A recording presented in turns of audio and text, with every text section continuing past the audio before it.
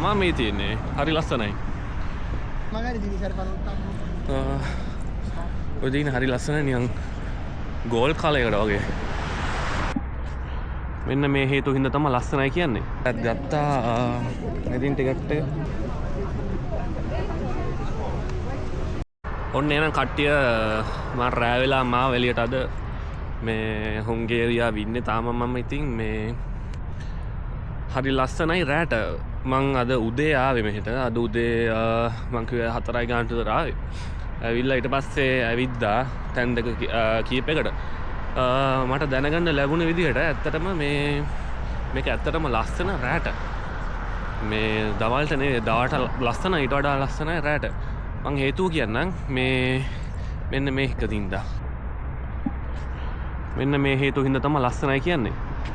දැක්කනේ තනිකර ලයිට් එළියයි හරිම ලස්සනයි. මේ බ්‍රිජ් එක තියෙනවා මාගරේට් බ්‍රිජ් එකයි. එතන හරි ලස්සනයි. එතන බෝට්ටු තියෙනවා. හරිම ලස්සනයි. මේ දවල්ට වඩා ගොඩක් ලස්සනයි ඇත්තටම. බුදාපෙස්ත ගැන කතා කරොත් හුංගේරියාවේ බුදාපෙස්ත තමයි මේ කැපිටල් එක. ඒ කියන්නේ ලංකාවේ කොළඹ වගේ මෙහි කැපිටල් එක තමයි බුදාපෙස්ත. හරි ලස්සන. ඇත්තටම ගොඩක් ෆොරිනර්ස්ලා ඉන්නවා මේ හරියේ.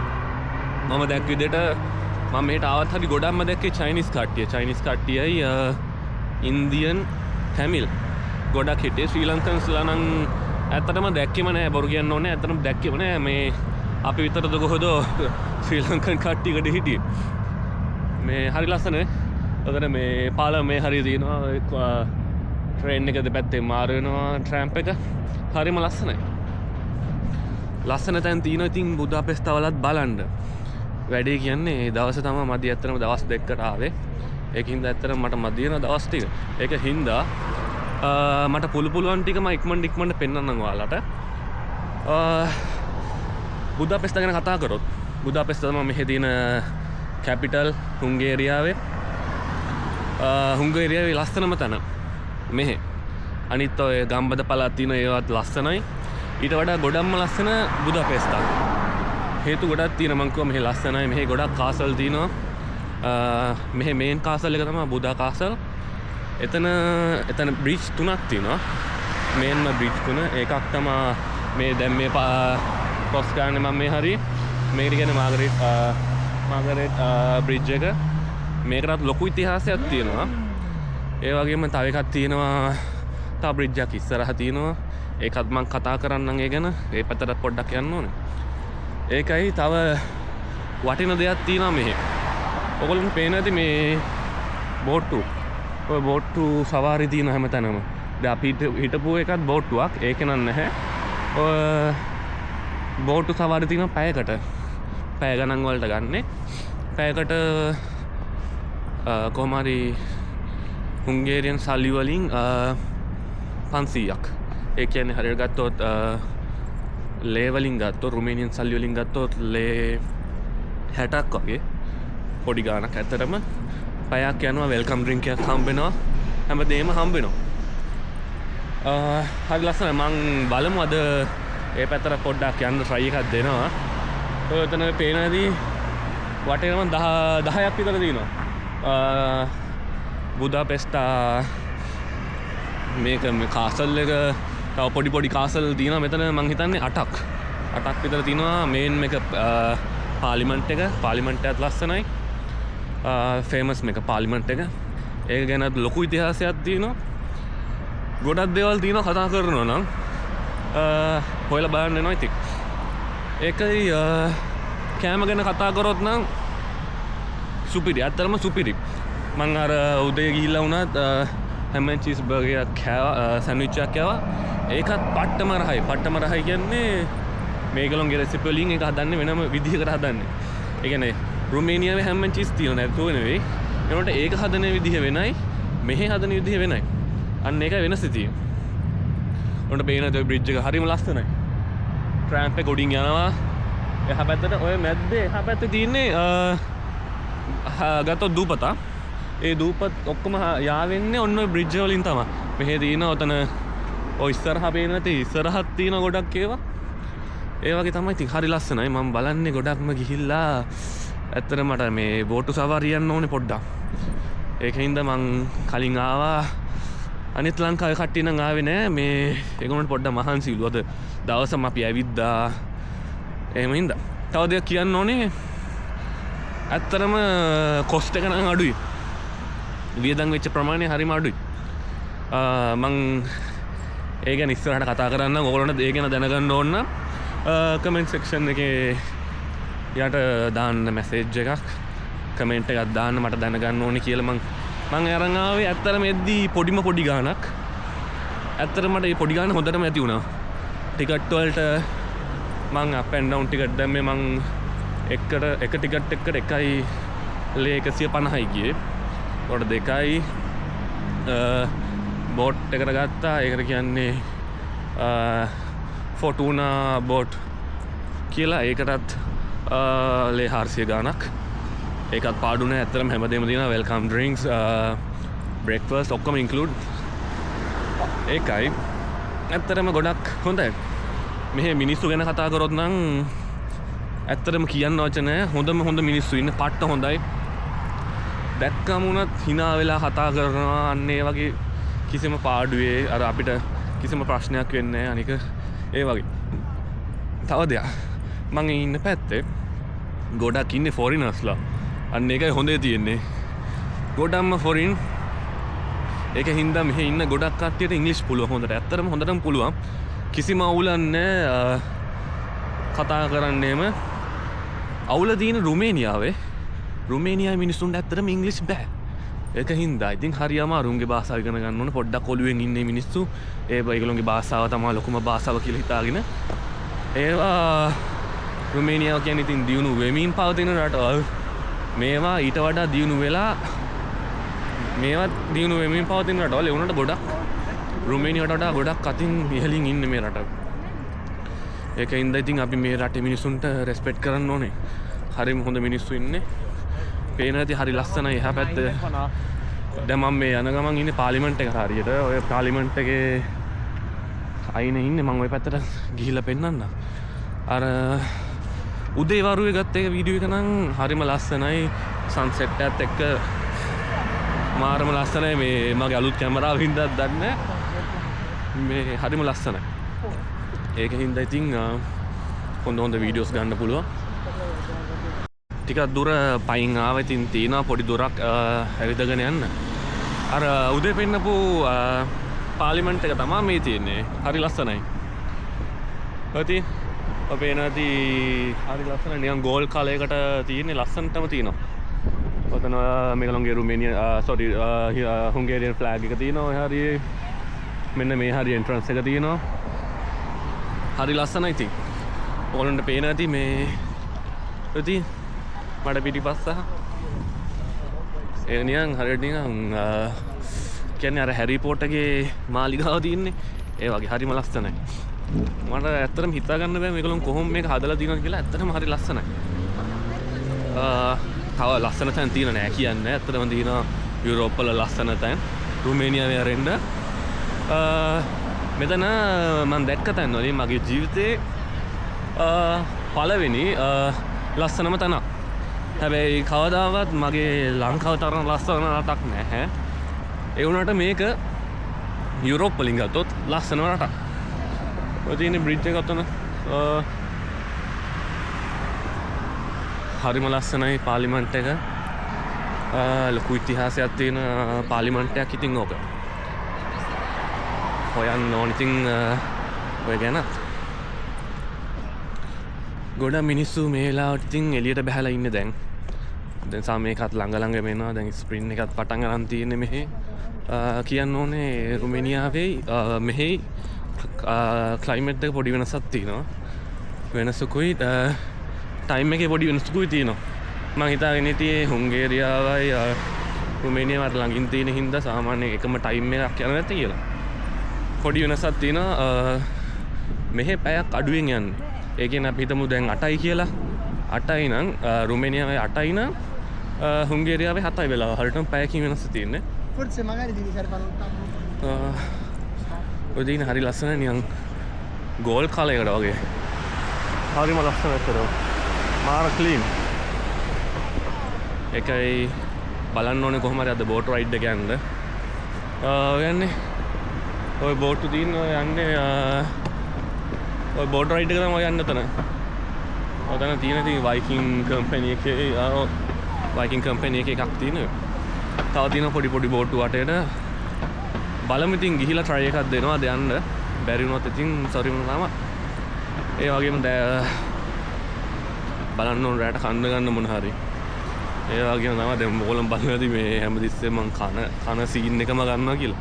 නෑ සාමාන්‍යයෙන් අපි රටකට ගියොත් ඒ රටේ ඇවිදින වගේම තමයි ඒ රටේ කෑමත් පොඩ්ඩක් try කරලා බලන්න ඕනේ. මොකද ගොඩක් වෙනස් කෑම තියෙන්නේ. ලංකාවත් එක ගත්තොත් ලංකාවේ තියෙන්නේ බත් කනවා අපි. රුමේනියා ගොඩක් මිනිස්සු අල කනවා. හුංගේරියා මිනිස්සු ගොඩක් පාස්තා කනවා. අර ඒ වගේ රටින් රටට වෙනස් වෙනවා ඉතින්. කල්චර් එකක් කියන්නේ හරි අමුතු දෙයක් ඇත්තටම. ඒ කල්චර් එකට රටකට ට්‍රැවල් කරන මිනිස්සෙක් නම් රටකට ගිහිල්ලා අනිවාර්යෙන් ඒ කල්චර් එක අධ්‍යයනය කරලා බලන්න ඕනේ කොහොමද? එක්ස්පීරියන්ස් එක. ඔයා කවදාවත් ඔයා හිතමු. ඔයා යනවා කී ඉඳලා යන්නේ නැතුව ඔයාට එක්ස්පීරියන්ස් එක ගන්න බෑනේ. අන්තිමට ඔයාගේ වෙන්නේ ඔයාගේ වයස යන එක විතරයි. ඒකෙන් හින්දා ඉතින් කොහොමද try එකක් දීලා පොඩි රවුමක් දාලා ගිහිල්ලා බලන්න ඉතින්. ලස්සන ඇත්තම ලෝකේ ලස්සන දේවල් තියෙනවා ගොඩක්. අපි දන්නේ නැති වුණාට ගොඩක්ම තැන් තියෙන ඉතින් ස්විස්ලන්ඩ් වල. හැමෝම දන්නවා ස්විස්ලන්ඩ්, ඩෙන්මාර්ක් අර ගොඩක් රටවල් තියෙනවා. ඉතින් ගොඩක් මිනිස්සු හිතාගෙන ඉන්නේ ඉතින් ලස්සනම රටවල් ඉතාලි, ෆ්‍රාන්ස් කියලානේ. නෑ ඊට වඩා ගොඩක් රටවල් තියෙනවා ලස්සන දේවල්. බලමු පොඩ්ඩක් බෝට් රයිඩ් එක ගැන පොඩ්ඩක් චෙක් කරලා බලන්න ඕනේ. තාම දැක්කනේ ඉතින්. තාම විනාඩි 4යි ගණනක් යනකනුත් මං එතන ඉස්සරහෙන් ආවේ. ඒ කියන්නේ ඒ තරම් දිගයි.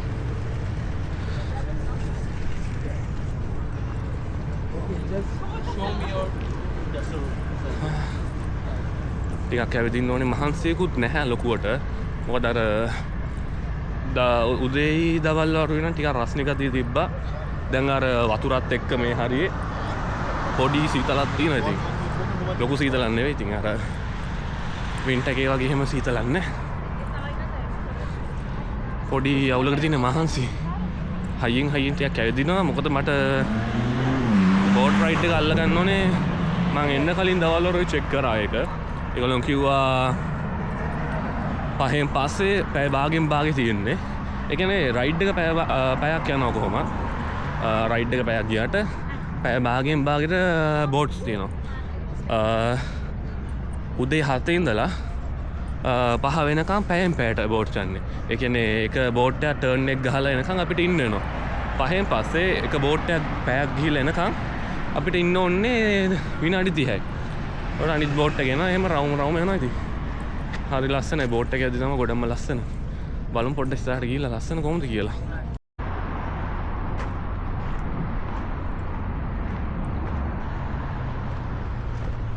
මම ඔය කිව්ව බ්‍රිජ් වලින් තව එකක්. මේක තමයි දෙවෙනි එක මෙතන තියෙන. මේක තමයි ඩිරෙක්ට්. ඒ කියන්නේ මෙතනින් කෙලින්ම ගිහිල්ලා අතන උමගක් තියෙනවා හරි. එතනින් ඇතුළට යන්න පුළුවන් කාසල් බුදා කාසල් එකට. ඔන්න පේන ඇති මෙහෙ ඔක්කොම නිකන් ඇවිල්ලා තැඹිලි පාට. හරි ලස්සන. ඒක අමුතු කියන්නේ ඒ පැත්ත නිකන් දිව්‍ය ලෝකෙ වගේ. හරි ලස්සනයි පැත්ත. හිතා ගන්න බෑ මේ ඇත්තටම මෙහෙම ලස්සනයිද කියලා. වගේම තමයි කියන්න ඕනේ මේ පැත්තෙත් තියෙන්නේ. ඔය එහා පැත්තෙත් තියෙන්නේ කාසල්. වටේට මේ කියන්නේ මේ ලයින් එකක් මේ ඔය වටේම කාසල් තමයි තියෙන්නේ. ඒ ස්ට්‍රක්චර් එකට හදපු විදිහට තියෙන්නේ. එකක් තියෙනවා ඒක හදන ගමන් තියෙන්නේ මං හිතන්නේ මේන්ටේන් කරන එක නම් පේන්නේ අර ලොකු කන්දක් තියෙන අතන ඔය පේනද ඔය කළුවට වගේ පේන්නේ. ඔන්න ඔතන උඩම තව කාසල් එකක් තියෙනවා. ඒක නම් හදන ගමන් තියෙන එක හරි ලස්සනයි. මං දවල් යද්දි දැක්කා තනිකර ගලෙන් කඩලා තියෙන්නේ. ගලක් වගේ තියෙන්නේ. ගල ඇතුලේ තමයි කාසල් එක වගේ ලස්සන හදලා තියෙන්නේ. හරිම ලස්සනයි. ඉතින් බලමු ඕම තමයි ඉතින් දියුණු වෙන රටවල්. කෑම ගැන කතා කරොත් නම් මෙහෙ ගණන් ඇත්තටම සමානයි. රුමේනියාවේ කෑමත් එක ගණන් එහෙම සංසන්දනය කරොත් එහෙම එක සමානව යන්නේ. පොඩි වෙනස්කම් තියෙනවා. ඉලෙක්ට්‍රික් බඩුයි නම් මෙහි ටිකක් ගණන් වැඩි. ඇත්තටම ඉලෙක්ට්‍රික් බඩු මම බැලුවා මට බැටරියක් ගන්න එහෙම මේ ඇත්තටම හරි ගණන්. ඒ අතින් බලද්දී අපි හිටපු රට නම් අවුලක් නැහැ. ඒක හින්දා ගන්න දෙයක් එහෙන් ගන්න එක හොඳයි කියලා හිතනවා දැන්. මෙහි සාමාන්‍යයෙන් කම්පෙයාර් කරද්දී රුමේනියාවේ ලේ 100ක් කියන්නේ මේ රටේ සල්ලි වලින් 8,000ක්. එතකොට මම එද්දී මාරු කරගත්තේ එද්දී එක්ස්චේන්ජ් කරගත්ත සල්ලි වගේක් රුමේනියාවේ ලේ 200ක්. එතකොට එතන 16,000 ගණක් ඔන්න ඔය වගේ තිබ්බා ගන්න. හැබැයි මෙහෙට ඇවිල්ලා එක්ස්චේන්ජ් කරද්දී පට්ට අඩු ගණක් හම්බෙන්නේ. මොකද මයි ගර්ල්ෆ්‍රෙන්ඩ් එන්න කලින් එක්ස්චේන්ජ් කරගත්තේ නැහැ සල්ලි. මං විතරයි කරේ. එයා මෙහෙට ඇවිල්ලා මට එක්ස්චේන්ජ් කරද්දී 16,000 ගණක් තිබ්බා. ඊට පස්සේ එයා මෙහෙන් එක්ස්චේන්ජ් කරලා කරද්දී එයාට හම්බුනේ 12,000 ගණක්. ඒ තරම් අඩුයි.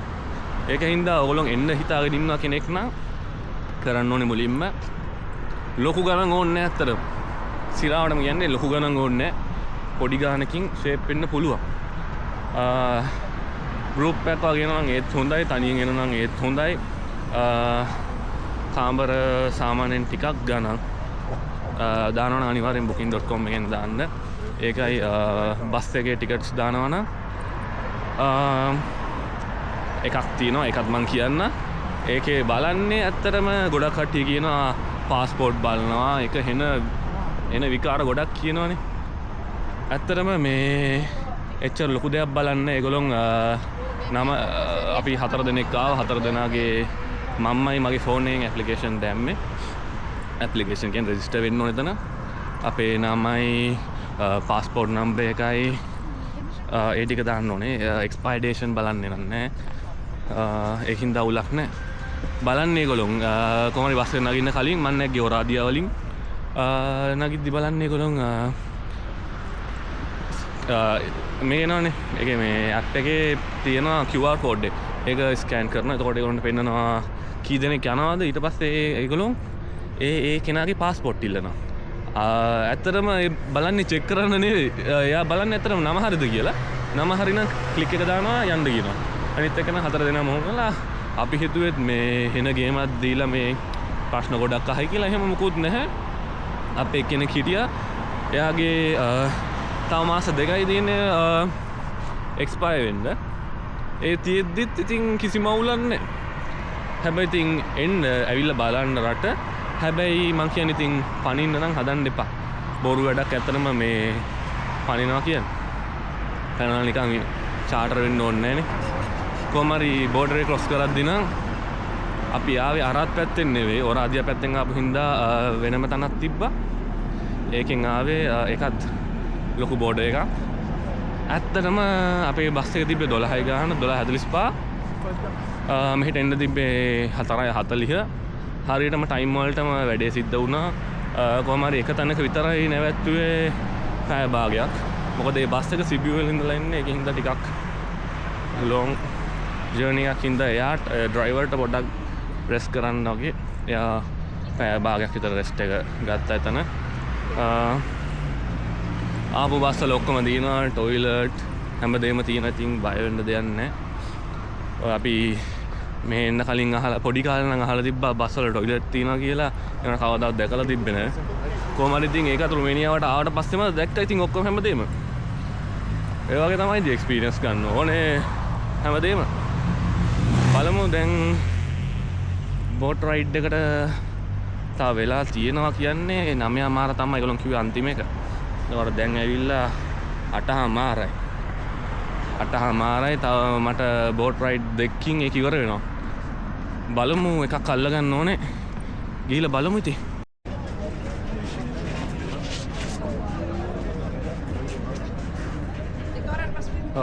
ටිකට් එකක් ගත්තා. ඉතින් ටිකට් එක මේක මේ කොහේ ලයින් එකක්ද දන්නේ නැහැ. ඉතින් පොඩ්ඩක් ගිහිල්ලා බලන්න ඕනේ කොහෙටද යන්නේ කියලා. බෝට්ටුව නම් ඇවිල්ලා තියෙන්නේ. බලමු කොහොමද කියලා.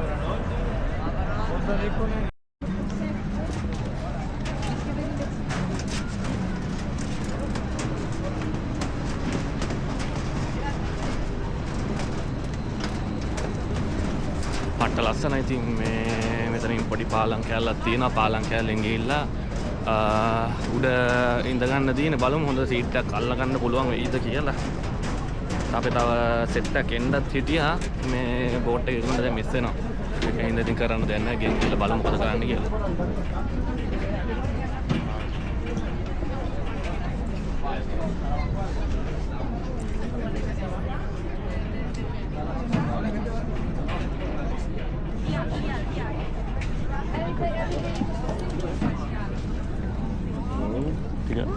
No, it's not this. Other is the second. The second one there. Second one, yeah. Okay, thank you. මාර්සින් එක මේ බලපු එක නෙවෙයි. එහා පැත්තට යන්න එනවා මේ වැරදි එක්ක රැවිලා තියෙන.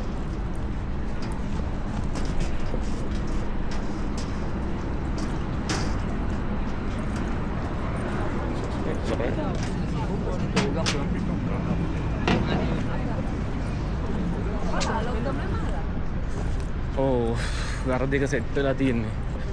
හොඳ වෙලාවට පෙන්නේ නැත්තම් තවත් ඉන්නවා. මම මේ කල්පනා කරන අතන ලයින් එකේ ඉද්දි කොහොම වෙයිද කියලා. බලමු ගිහිල්ලා පොඩ්ඩක් ඉක්මනට සීට් එක අල්ලගන්න පුළුවන් වේද කියලා.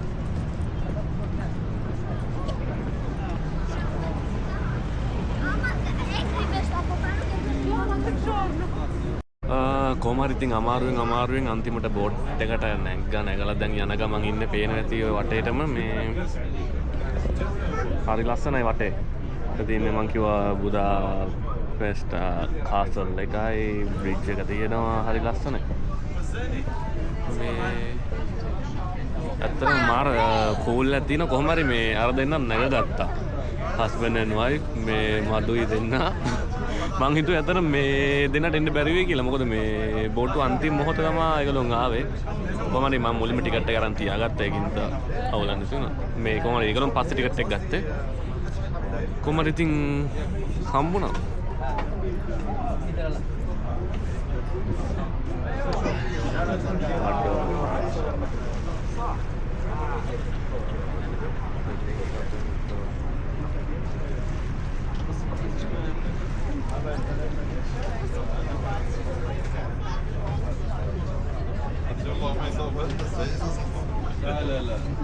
ඇතුළෙත් පේනවා.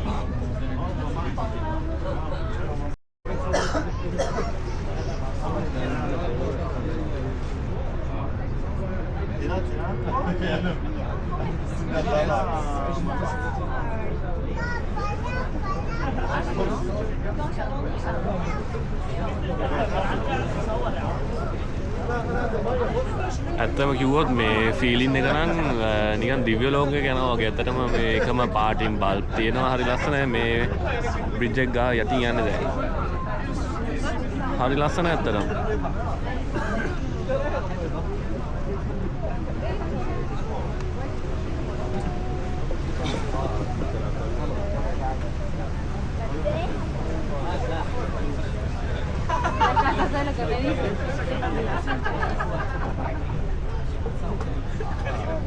පොඩි සීතලකුත් තියෙනවා. ඉතින් අර වතුර පාරත් එක්ක එන සීතලක් තියෙනවා. හරි ලස්සනයි.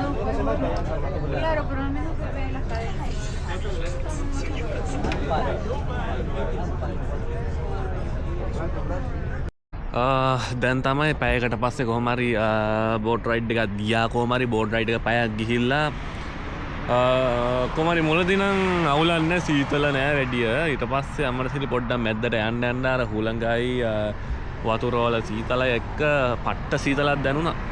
ආයි දානින් මදුයි යාගේ වයිෆුයි අපි තුන්දෙනා මේ යන්න හදන්නේ. මේ තියෙන බෝල් ටැප් එක රුමේනියාවේ තියෙනනේ. මේ බෝල් ටැප් එක දාලා මේ වාහනේ එක ඉන්නේ බලමු පොඩ්ඩක්.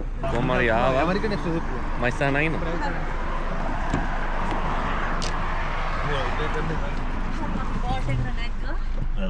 Hello.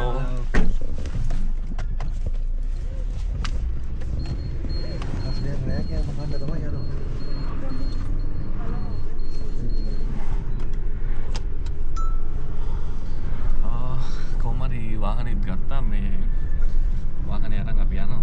මෝල් එකක් තියෙනවා. ඒ ඇත්ත මේ පැත්තෙන් තියෙන ලොකුම මෝල් එක. එක තමයි ඔතනදී ඉන්නේ. බ්‍රිජ් එකෙන් ක්‍රොස් කරලා එහා පැත්තට ආවේ මේ ගිහලා බලමු ඉතින් පොඩ්ඩක් කොහොමද කියලා.